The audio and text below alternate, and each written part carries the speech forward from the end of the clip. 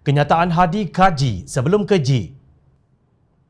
Sebelum Presiden PAS Datuk Seri Abdul Hadi Awang mencebuh pengerusi Pakatan Harapan, Datuk Seri Anwar Ibrahim yang mendedahkan beliau memiliki majoriti. Kajilah dahulu di mana salahnya Perikatan Nasional hingga penubuhannya ditentang. Tentangan Pakatan Harapan terhadap Perikatan Nasional bukan kerana namanya atau dia, Tan Sri Muhyiddin Yassin, Perdana Menterinya, tetapi kerana hala tuju ekonomi di bawah pentadbirannya yang huru-hara.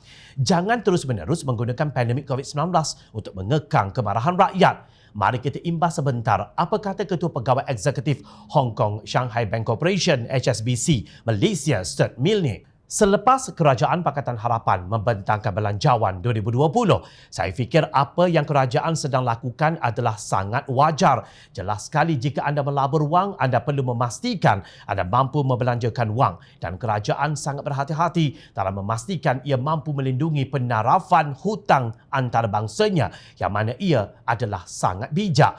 Dan melihat bagaimana Malaysia boleh terus membangun lagi dan memastikan negara menjadi sebuah negara maju, menarik lebih banyak pelaburan dari negara luar adalah sangat penting. Katanya kepada pemberita pada majlis pengumuman Dapatan Kaji Selidik Terbaru HSBC yang dipetik bernama Penyelidikan HSBC's Global Survey Navigator Now, Next and How mengungkap keyakinan perniagaan tempatan mengenai prospek pertumbuhan telah semakin kukuh sejak 12 bulan pada tahun 2019.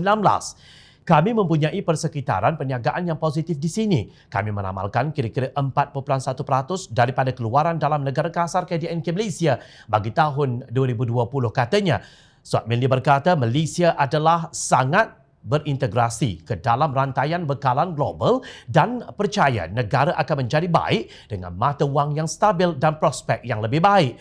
Laporan itu menunjukkan pertumbuhan perniagaan dalam jangka terdekat dijangka didorong oleh peningkatan produktiviti, pelaburan dalam teknologi dan memasuki pasaran baharu. Perniagaan di Malaysia kekal optimis terhadap prospek pertumbuhan mereka di sebalik perkembangan geopolitik yang berlaku mengubah rantaian bekalan global menurut kajian. Begitulah dahulu kenyataan seorang jurubank yang mahir dalam tadbir urus keuangan dan ekonomi yang bersikap positif terhadap masa depan pembangunan ekonomi Malaysia.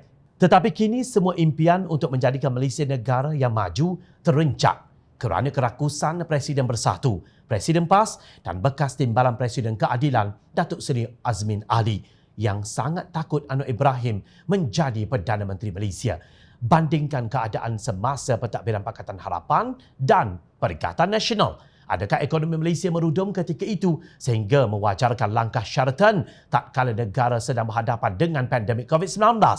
Ketika mengambil alih Putrajaya setelah tumbangnya Barisan Nasional, Kerajaan Pakatan Harapan mengalami zaman sukar kerana terpaksa membayar hutang hampir 14 bilion ringgit untuk faedah bagi One Malaysia Development Berhad One MDB. Bayaran tersebut sekadar membayar faedah hutang One MDB daripada pokoknya yang berjumlah 36 bilion ringgit masih belum lagi dibayar.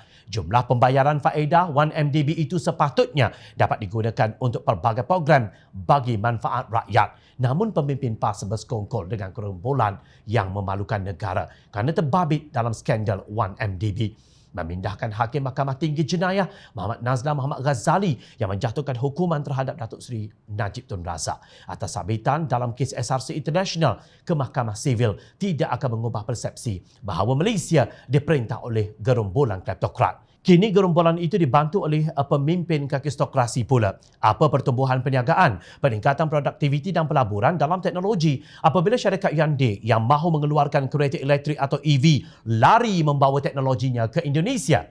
Selagi mentaliti pemimpin mirip lebay malang dan Pak Pandey itu tidak diubah, selagi itu Malaysia akan berpusing-pusing di persimpangan entah ke mana hala tujunya.